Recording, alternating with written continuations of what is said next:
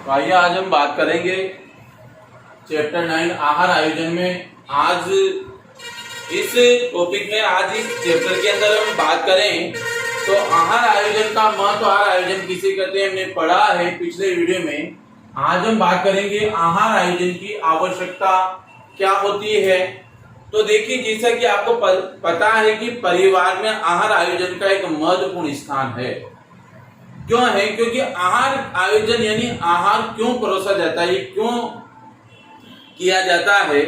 तो देखिए, जैसा कि आपको पता है कि परिवार में आहार आयोजन एक महत्वपूर्ण स्थान है, क्योंकि परिवार में विभिन्न आयु, लिंग एवं भिन्न भिन्न प्रकार के कार्य करने वाले सदस्य होते हैं। छोटे बच्चे भी हैं, यहाँ तक कि कॉलेज जाने वाले, ऑफिस में कार्य करने वाले पुरुष, घर के बाहर काम करने वाली महिलाएं, वृद्ध माता पिता, इन सभी प्रकार के भिन्न भिन्न प्रकार के व्यक्ति हमारे परिवार के अंदर जो होते हैं।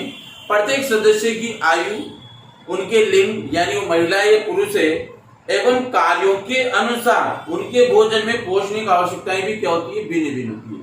क्योंकि आपको पता है पोषण की आवश्यकता बच्चा अलग खाएगा, वृद्ध अलग खाएंगे, युवा अलग खाएंगे, किशोर अलग खाएंगे। तो प्रत्येक की भोजन की आवश्यकताएं क्या होती है, भिन्न भिन्न होती है। जैसे मान लीजिए अधिक शारीरिक परिश्रम करने वाले व्यक्ति के आहार में, जैसे मान लीजिए आपके परिवार में कोई भी व्यक्ति अधिक परिश्रम कर रहा है यानी हार्ड वर्क कर रहा है, तो उसको अधिक ऊर्जादायक भोजन की आवश्यकता होगी। यानी उसको अधिक से अधिक ऊर्जा देने वाले भोज्य पदार्थ आपको उसको भोजन में शामिल करने होंगे, ताकि उसको अधिक ऊर्जा मिलने से वो अधिक से अधिक कार्य कर सके। उसी प्रकार विद्यालय में पढ़ाने वाले शिक्षक अथवा कार्यालय में बैठकर मानसिक कार्य करने वाले पारिवारिक सदस्य के भोजन में प्रोटीन युक्त भोज्य पदार्थों की आवश्यकता एवं ऊर्जा युक्त पदार्थों की आवश्यकता यानी कम आवश्यकता होती है।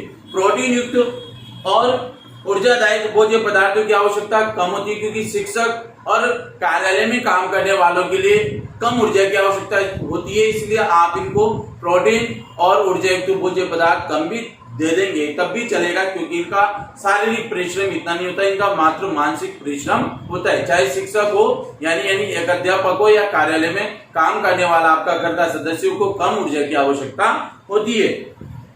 इसी प्रकार बढ़ती उम्र के किशोरियां, गर्भवतियों, दूध पिलाने वाली माताओं को विटामिन, प्रोटीन एवं खनिज लवण युक्त भोज्य पदार्थों की आवश्यकता होती है। तो मान लो इनके अलावा फिर आते हैं आपके किशोर किशोरी, गर्भवती महिलाएं हैं, दूध पिलाने वाली माताएं को विटामिन युक्त, प्रोटीन युक्त और खनिज युक्त भोज्य पदार्थ आपको देने होते हैं। तो उनकी आवश्यकताओं को भी ध्यान में रखा जाता है।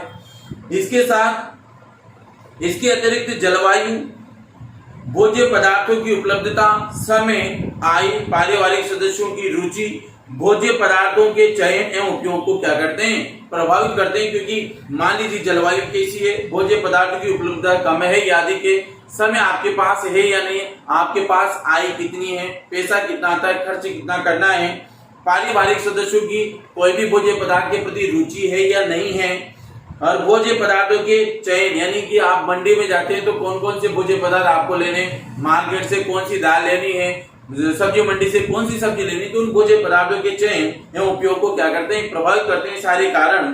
अतः परिवार में सभी सदस्यों की पोषण आवश्यकताओं की पूर्ति करने के लिए आहार आयोजन क्या है, बहुत ही आवश्यक है। इसलिए आहार आयोजन की आवश्यकता परिवार में प्रत्येक सदस्य भिन्न आयु लिंग के व्यक्तियों की तथा उनके कार्य करने की क्षमता के अनुसार उनको आहार आयोजन की आवश्यकता होती है। और आपको पता है कि बच्चे को अलग, वयस्क को अलग, युवा को अलग, किशोर को अलग, वृद्ध व्यक्ति को अलग, यहाँ तक कि उनके काम के आधार पर भी उनको अलग अलग भोज्य पदार्थ दिया जाता है। इसलिए प्रत्येक व्यक्ति को क्या करना पड़ता है कि परिवार के सभी सदस्यों की पोषण संबंधी आवश्यकताओं की पूर्ति करने हेतु हमें आहार आयोजन की आवश्यकता पड़ती है, और ये एक प्रकार से गृहिणी इनकी पूर्ति कर सकती है। ये तो आहार आयोजन की आवश्यकता आपके किस प्रकार से आवश्यकता होती है। अब मैं आपको यहाँ पे बताता हूँ आहार आयोजन के सिद्धांत क्या होते हैं। देखिए, आहार आयोजन का पहला सिद्धांत है पोषणिक आवश्यकताएं, दूसरा है विविधता, तीसरा है सुधा संतुष्टि, चौथा है आपके आहार का समय, पांचवा है पूरे दिन को एक इकाई माना जाए, छठा है समय, सातवां है भोजन की स्वीकार्यता और आठवां है पकाने की उचित विधियां। तो देखिए, इसमें हम प्रत्येक सिद्धांत के बारे में विस्तार से पढ़ेंगे, परंतु मैं आपको यहाँ पे कुछ ही सिद्धांतों के बारे में आज समझा पाऊंगा। जैसे मान लीजिए कि पहला सिद्धांत है आपकी पोषणिक आवश्यकताएं। तो देखिए, आहार आयोजन का सर्वाधिक महत्वपूर्ण सिद्धांत है पोषणिक आवश्यकताएं। परिवार के सभी सदस्यों की पोषण संबंधी आवश्यकताओं की पूर्ति करना क्या कहलाता है?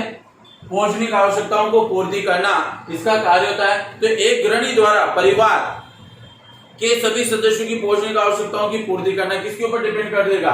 महिला के ऊपर निर्भर करता है, क्योंकि प्रत्येक सदस्य की पोषणिक आवश्यकता उसके लिंग, आयु यानी उम्र, शारीरिक स्थिति और श्रम पर निर्भर करती है। बताया था मैंने कि पोषणिक आवश्यकता परिवार में प्रत्येक व्यक्ति के अनुसार, अभी इसमें समझाया था मैंने कि प्रत्येक व्यक्ति के लिए अलग अलग पोषणिक आवश्यकताओं की यानी कि आवश्यकता होती है। प्रत्येक लिंग के अनुसार, आयु के अनुसार, उनके कार्य करने के आधार पर उनको अलग अलग पोषण संबंधी आवश्यकताओं की आवश्यकता होती है।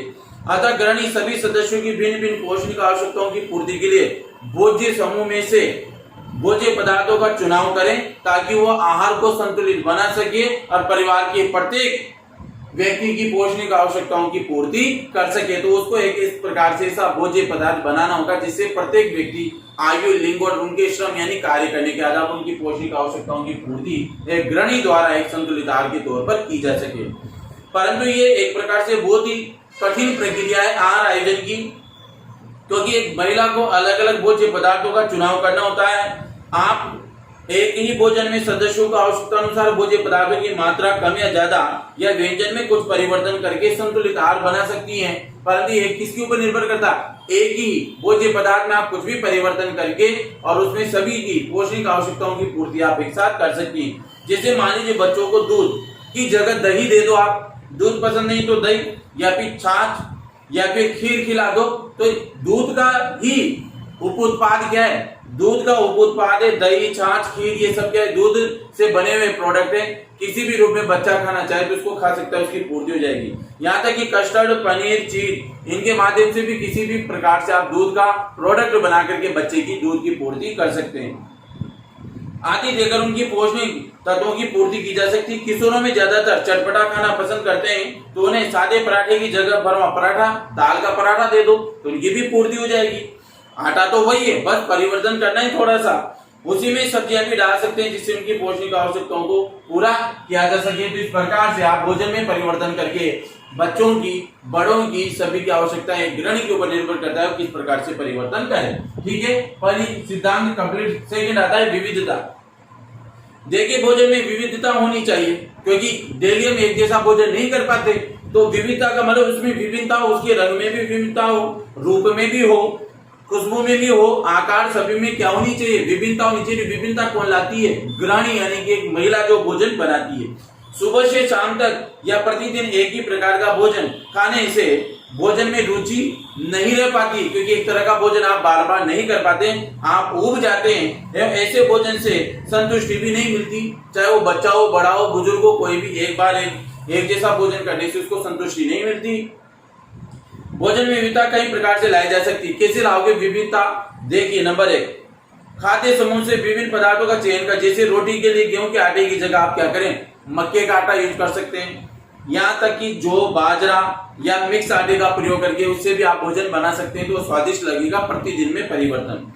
विभिन्न प्रकार से भोजन पकाने के तरीके में भी परिवर्तन ला जा सकते हैं। जैसे कोई भोजन अपन उबाल के बनाते, कोई तल के बनाते, कुछ भून के बनाते, तो उनमें भी डेली प्रतिदिन क्या करने चाहिए? किसी दिन उबला हुआ, किसी दिन भुना हुआ और किसी दिन तला हुआ भोजन में भी हम परिवर्तन करके प्रत्येक सदस्यों की विविधता ला करके महिला द्वारा उसमें परिवर्तन कर सकते हैं। साथ ही भोज्य पदार्थों की बनावट में विविधता लाकर, जैसे भोजन में तरल यानी पतला भोजन भी बनता है, सब्जी बन की मान लो, अर्ध ठोस यानी आधा सख्त ठोस, न तो ज्यादा तरल है न ज्यादा गाढ़ा है, अर्ध ठोस, मुलायम आदि सभी प्रकार के भोज्य पदार्थों का भोजन में शामिल कर सकती है। परंतु ये निर्भर करेगा एक गृहिणी की दिमाग के ऊपर, वो किस प्रकार से परिवर्तन करे। भोज्य पदार्थों के आकार प्रकार में विविधता लाकर, जैसे रंग बिरंगी फल सब्जियों का इस्तेमाल करके एक ही सब्जी को इस प्रकार से रंग बिरंगा बनाया जा सकता है और उन्हें भिन्न प्रकार से काट कर भी भोजन को सुंदर और आकर्षक बनाया जा सकता है, जिससे किसी भी सदस्य को आकर्षण इतना अपनी ओर खींचेगा कि वो भोजन को बड़े चाव से खाएगा और उसकी संतुष्टि भी हो जाएगी। इसके बाद तीसरा सिद्धांत है सुधा संतुष्टि। सुधा का मतलब होता है भूख की संतुष्टि। आपको पता है भोजन आहार नियोजन इस प्रकार से किया जाना चाहिए ताकि भूख को शांत किया जा सके, यानी गृहिणी द्वारा ऐसा भोजन परोसा जाना चाहिए ताकि प्रत्येक सदस्य की भूख की संतुष्टि इस भोजन को देखकर या खाने के बाद पूर्ण रूप से उसकी संतुष्टि हो जाए। जैसे मान लीजिए एक बार उसने भोजन किया तो दूसरे वक्त के भोजन का समय ना हो, यानी कि भोजन भूख को शांत कर सके जब तक कि दूसरे तक, यानी भोजन इस प्रकार का परोसा जाना चाहिए सुधा संतुष्टि में गृहिणी द्वारा कि एक बार भोजन करने के बाद व्यक्ति को दूसरे भोजन के समय तक उसको भूख नहीं लगनी चाहिए। जैसे कि आपने भोजन सुबह किया है तो शाम तक भोजन के बीच में आपको भूख नहीं लगनी चाहिए। ऐसा भोजन होना चाहिए जो आपकी भूख की शांति कर सके, यानी भूख शांत कर सके। भोजन में प्रोटीन रेशा एवं वसा होनी चाहिए ताकि वो सुधा का मतलब भूख प्रदान कर सके, यानी आपकी संतुष्टि कर सके। नाश्ता में भारी करना चाहिए ताकि लंच तक हमें भूख ना लगे। जैसे यदि हम नाश्ते में ब्रेड या बिस्किट और चाय लेते हैं तो हमें भूख जल्दी नहीं लगेगी और हमें अच्छे से काम में मन भी लगेगा। परंतु अगर हम भोजन या नाश्ता कम लेते हैं उससे हमारी संतुष्टि नहीं होती तो हमारा काम में भी दिमाग नहीं लगता है। और इस प्रकार सुधा संतुष्टि की दृष्टि से भी आहार आयोजन एक महत्वपूर्ण सिद्धांत साबित होता है। तो इस प्रकार से आपको ये 3 सिद्धांत मैंने क्लियर कर दिए थे और बाकी की जो 5 सिद्धांत है इनको मैं अगले वीडियो में आपको समझाऊंगा। आज के लिए इतना ही काफी। Thank you so much.